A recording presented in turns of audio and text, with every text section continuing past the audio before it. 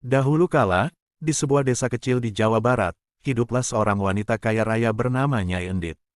Ia memiliki harta yang melimpah, sawah, kebun, dan lumbung padi yang tak pernah kosong. Namun, sayangnya, Nyai Endit terkenal sebagai wanita yang sangat pelit dan serakah. Ia tidak pernah mau berbagi kekayaan dengan orang lain, meskipun banyak penduduk di desanya yang hidup dalam kemiskinan. Ini disebabkan oleh kehadiran tengkulak pelit yang kaya raya. Ia bernama Nyai Endit. Nyai Endit merupakan seorang perempuan kaya yang tinggal di desa itu. Semenjak suaminya meninggal, ia memperoleh warisan berupa kekayaan yang berlimpah.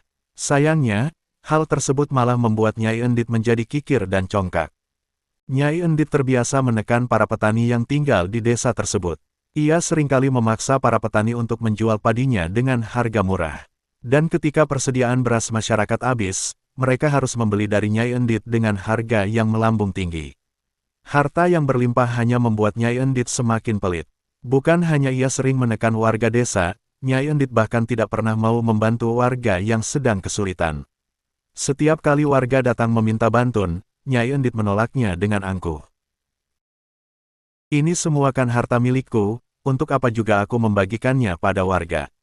Mereka itu hanya bisanya meminta-minta saja.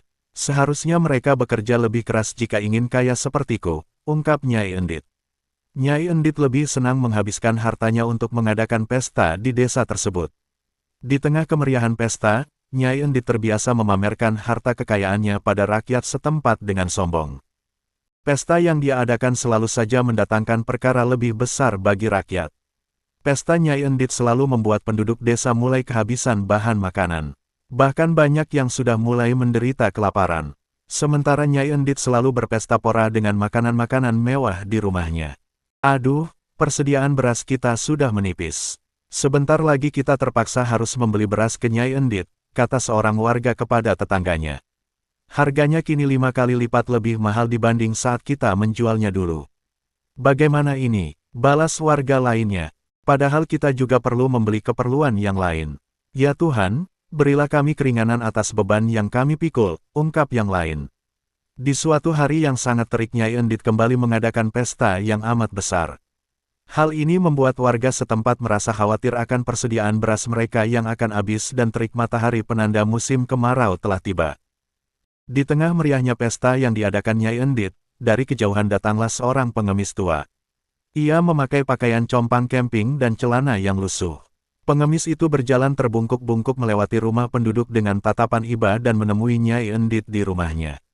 Tiba-tiba saja pengemis tua itu berkata, "Nyai, tolong beri hamba makanan sedikit saja, hamba lapar sudah beberapa hari belum makan." Nyai Endit yang melihat pengemis itu merasa terganggu.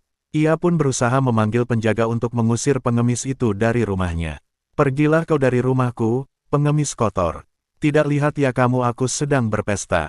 Kamu mengacaukan semua kegembiraanku dengan baumu itu," teriak Nyai Endit dengan jengkel. Tidak lama para penjaga pun tiba dan memaksa pengemis tua itu untuk segera pergi. Pengemis itu pun pergi dengan perasaan sangat sedih. Hari pun berganti dan Nyai Endit masih merasa tidak nyaman atas kedatangan pengemis lusuh di pestanya kemarin. Ketika ia keluar dari rumah, ia pun menemukan sesuatu yang aneh. Di sebuah jalan di desa tersebut ditemukan sebuah tongkat yang tertancap di tanah. Tidak ada satupun warga yang mengetahui mengapa tongkat tersebut ada di sana.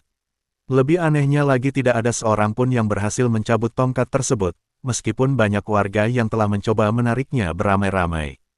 Nyai Endit yang terlihat penasaran berusaha mendekati kerumunan warga yang tengah mencoba menarik tongkat tersebut. Tanpa diduga ternyata pengemis yang Nyai Endit usir sebelumnya kembali. Melihatnya Nyai Endit pun kembali merasa geram. Nyai Endit segera berkata, "Rupanya kau kembali pengemis tua.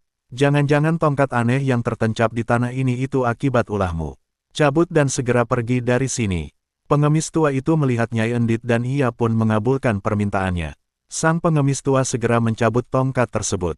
Warga pun terheran mengapa pengemis itu mampu melakukannya padahal tidak ada warga yang mampu. Setelah dicabut, tiba-tiba saja mengalirlah air dari tempat tersebut. Semakin lama air semakin deras dan tinggi, memenuhi tempat itu.